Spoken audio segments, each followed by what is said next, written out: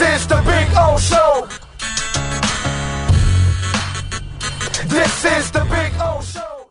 There he is. As you know, every Tuesday, every Thursday, you've got the lockdown segment here on the program. We get to talk a little Panthers, the best team in town, as they get ready to take on the Blackhawks. How you doing, my friend? You doing all right?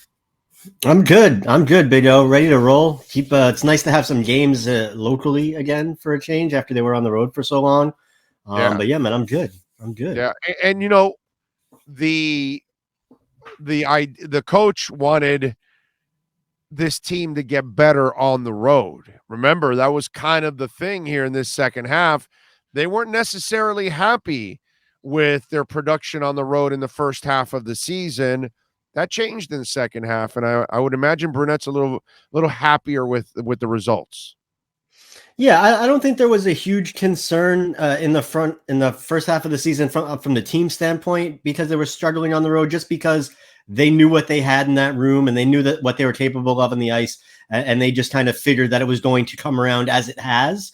But still, it's really nice to see, right? You don't want to have a little something hanging over the team as they head towards the playoffs. Well, they're really good, but they struggle on the road. But the power play is not so great. So it's nice that they have time and opportunity to get these things straightened out. Obviously, on the road, they've been one of the best teams in the league in 2022. Well, they were like a 500 team before. Yeah.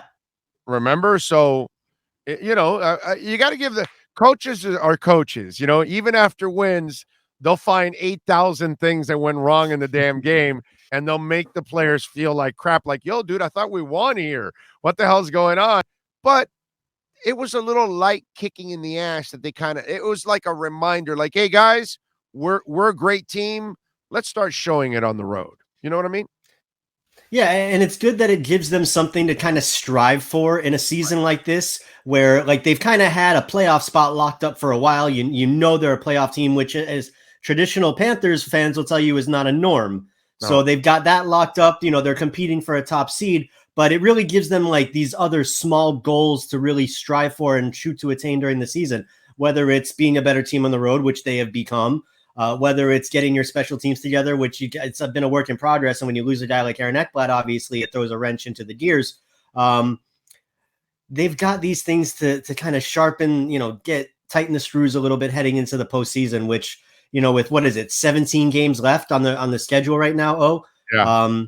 I think the priority, seeing how good they've been on home ice, like you talk about how good they are on the road. On home ice, they're damn near unstoppable. They're scoring 5-6 goals a game. You really want to get that number one seed locked up and guarantee yourself home ice advantage throughout the Eastern Conference playoffs. But, I just thought about this with 17 games left. I don't know what the record is, like 105, 106 points. Brother, they're going to crush whatever the franchise record is. What is the franchise? You would know that. What the hell is a franchise record? Because they're at 96 right now with 17 games left. They're going to add a lot of points. Yeah, I'm looking it up right now. If you'll give me a second. I don't know why 105 or 106 or something came up in my mind. 103. 103. 2015-16, the year they had that awesome that 12-game winning streak. That was like the first real fun. Barkov was on that line with right? Fleischman was one of the guys. Right? Fleischman was the 2012 year that they went to the playoffs. Okay, yeah. Okay. Yeah, with the Stephen Weiss year with Jose Theodore as the goalie. Yeah, that's right. But Weiss's record just broken now. Yeah. Right. No, they're going to shatter that record. They're, like Huberdeau is breaking these crazy records. Like you just talked about, he just broke Stephen Weiss's record for franchise games played. It's that kind of year. Finally, I mean, really, it's not like these are like crazy huge records that they're breaking, but in terms of like the franchise and what they've been through for the last 3 decades, it's nice to see them kind of getting to the top of some of these mountains and breaking through to the next level. Can I be a little bit of a dick? Can I? It's your show. Yeah, I know. But you know what I love about all this? These records are now being set by really good players. Yeah. Stephen Weiss was, a nice player. You know what I mean? Yeah. We're talking about no, for sure. We're talking about Barkov. We're talking about guys and Ekblad and all that they're going to start setting these Panther records for years to come. And these are the milestones that you want to set on your franchise. These are the kind of players you want owning these records.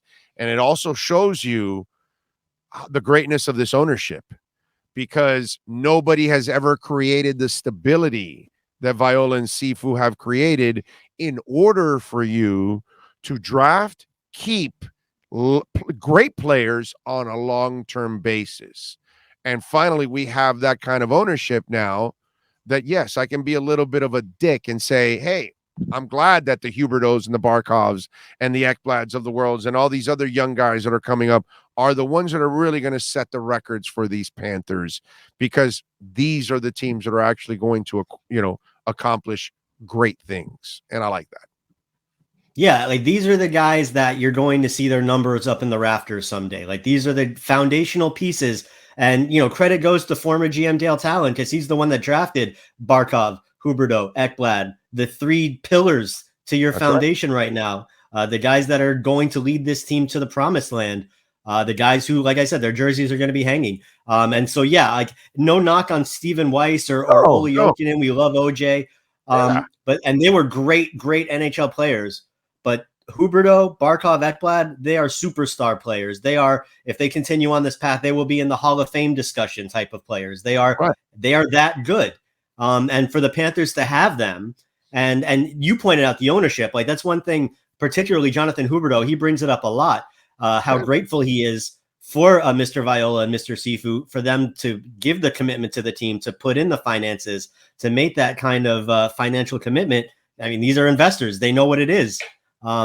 So yes, it is 100%. It's kind of everything falling into place. It's making the right draft picks. It's having the right ownership to be able to nourish that, to not only sign them long-term, but to be able to sign guys around them, the Bennetts, the Duclairs, the Forslings, the guys that they're giving these deals to that are going to help maintain this, this foundation.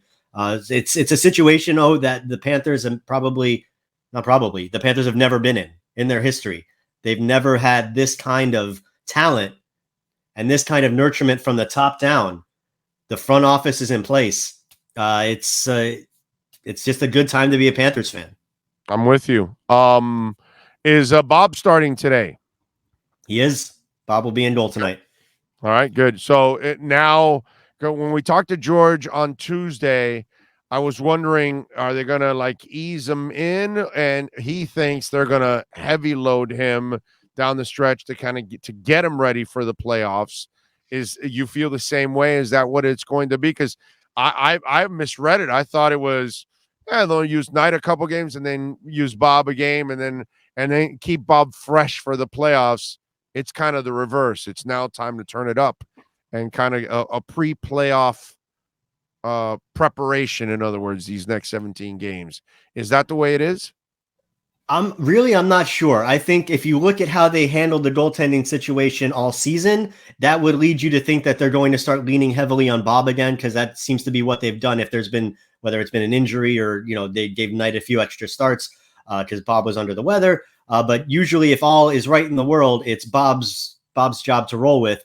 However, because of what we saw with Spencer Knight getting all those games on the road trip, and then we saw him get 2 out of the 3 on the last road trip, it kind of makes me think, okay, are they giving Knight a look too?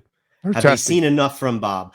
So that's I'm curious to see how it plays out over the next few weeks, to see if they just go back to riding Bob and hoping that he can get through it, or if they want to see what they have.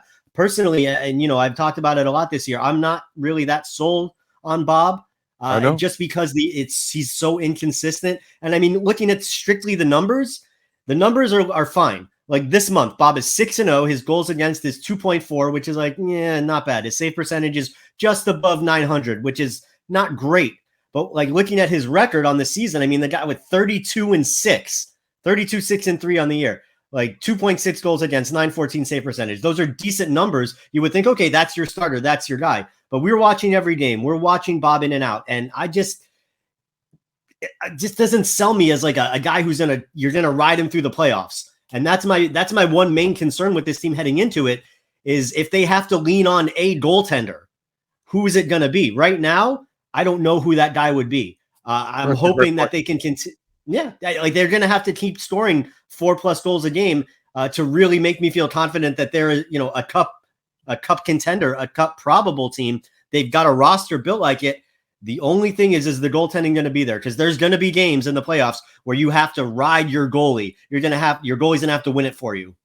And I'm not confident right now that Bob will be that guy game in and game out. I'm not enough of a historian in hockey to know this, so I can't answer this question, but you know more than I ever will, so I'm going to ask you this question.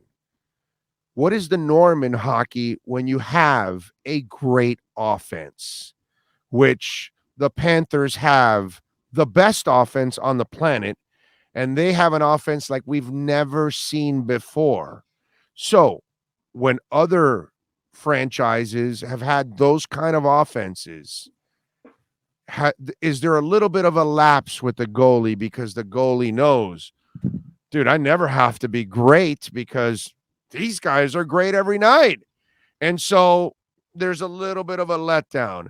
How many times do we run into the great offense and the Beezer type performance between the pipes?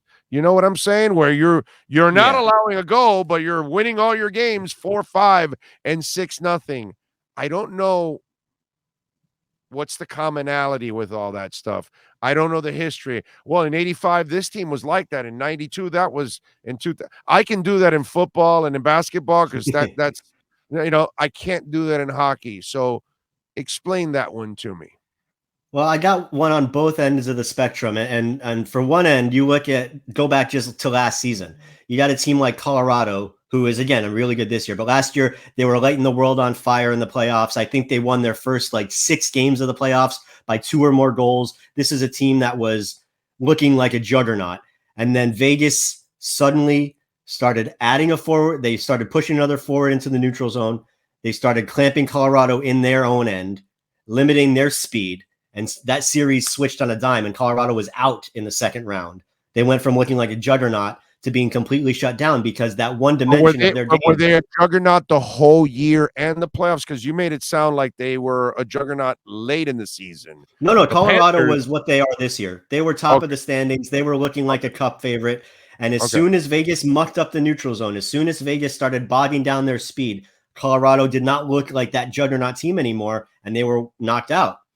Now, the last time I can depend on their goalie to shut them down. I got you. Yeah, I mean, they switched up their whole goaltending situation in the offseason. They went out and got Darcy Kemper, and they let what's it called? They let Varlamov go up to, or excuse me, they let Grubauer go up to Seattle. Okay. And then, but you look at when you make me think of a team that their offense was so good that it didn't matter in the playoffs. It just takes me back to Detroit in 96, 97, 98. That team. They had decent goaltending. Chris Osgood, Mike Vernon, but I mean, not elite goaltending. Right. Forsberg and all those guys were monsters. Right. I remember. Yes. Yeah. They had to shut They had to shut down those ridiculous Colorado teams. Yeah, I remember. But I mean, you're talking about Yzerman. I think Brendan Shanahan was on those teams. Nick Lidstrom was there. Aaron Ekblad, Sergei Fedorov. I mean, they were stacked. Yeah. And they swept back-to-back finals against Philly and against Washington. And so that was a team, the last time I could really think of a team that was just so potent and just so powerful in what they did that it didn't really matter what the opponent was doing. If Florida can maintain that level on their offense, if they can be that kind of a juggernaut, which we've seen them throughout the regular season, especially at home, especially on home ice. Yes. If they can continue that into the playoffs where it's going to get a lot harder, then the goaltending won't be as big of an issue. But the Eastern Conference is so top heavy that whoever you end up playing, whether it's the teams in your own division, whether it's Tampa and Boston and Toronto, or whether it's on the other side, Carolina, New York, the Capitals, the Penguins, any of those teams, you're gonna have a hard challenge getting through the Eastern Conference. So I would love to get a little bit more confident in the goaltending between now and the regular season ending. Hopefully, it doesn't make a difference, and they are like what they've been in the regular season, which has been an offense that hasn't been seen since those Detroit teams in the 90s. If they can continue that in the playoffs, then all will be right in the world. And we'll have to wait and see how it plays out. That's why I asked, because, you wonder, human nature. Bob, there is no desperation in his mind right now because that his offense just gives him such a comfort zone that it's just simply amazing to watch what the Panthers have been able to accomplish this year on offense. All right, health-wise, how are they going into this game tonight? Well, tonight they're going to be without Anton Lundell, who's getting really close. I mean, I've seen him the last 2 morning skates, and he's been the first skater on the ice both times, full of energy, big smile. Like, he came over and he was waving at us in the media today when we were, hanging out for the morning skate. I think he's pretty much ready to go. He's not going to play tonight, but I would expect to see him out there when they play in the weekend back-to-back, and that's a huge get back in your lineup. There's no rush. There's no rush. No, that's the thing. Get him healthy, because he has played like a 10-year veteran, bro. Yeah. And this is a kid that probably can't shave still, right? How old is he? Right? 20. 20, right? I bet he probably doesn't have 3 hairs on his face. You know what I'm saying? Right. So it's amazing, dude. Lundell has been, wow, man. Yeah, man. Damn. So he should be back this weekend. Mm-hmm. Yeah, Hornquist is also day-to-day. Achari's day-to-day. Hornquist skated before the skate on his own this morning. Achari did not skate today. Neither one is anything long-term. So, and as you said, like, they've got so much depth. You can give these guys an extra couple of days to heal up. There's no rush to get anybody back in the lineup, and that includes Aaron Ekblad, who we're still looking at an early May return. Bruno did kind of give an update on him. He hasn't started skating yet, but he does look good. He's moving around, and he said he's kind of, if he had to guess, he'd be ahead of schedule like he was last year. But they have no choice. He can't return to the playoffs anyway, right? Because of the salary cap thing. Yeah, it's all kind of return, right? It's all lining up to that he'll be back right around that first round series starting. And again, at the end of the day, that's the name of the game right now, is you want to be firing on all cylinders when we go from April to May, when the playoffs start. And right now, barring anything major happening between now and then, they look like they're on pace to do just that. Oh, hell yeah, dude. They look absolutely fantastic. All right. Give us a preview. Blackhawks tonight. What do the Panthers got to do tonight to get another W? Keep the foot on the gas, man. I mean, this is a Chicago team that hasn't been great defensively. The Panthers have been an offensive juggernaut at home this year. Just do what you do, control the puck, hang on to the puck, keep the puck in your possession, and good things will happen at FLA Live Arena. It'll be kind of a special night because Jonathan Taves on the Blackhawks is playing in his 1,000th NHL game, so that's kind of a cool milestone for him, somebody that's, a 3-time champion. Bruno said he's one of the most competitive guys he's ever met. So a cool moment on the other side of the ice, but honestly, I would expect a big Panthers win would be anything but that would be surprising based on how good they are, how not good the Blackhawks are, and where they're playing, which is on home ice for the Panthers. All right, man. Bruno's done a fantastic job driving this ship, man. He has. There's no doubt about it. Follow David on Twitter at David Dwork. Catch his work there at WPLG, and Chirping the Cats. That's the podcast, baby. So you can stay in touch with everything going on Florida Panthers. David, thank you, my brother. Appreciate you. We'll catch up next week. My pleasure, brother. Be well. You got it. There you go. The great David Dwork, baby, joining us here on Le Programme. Always appreciate that. Thank you, thank you, thank you.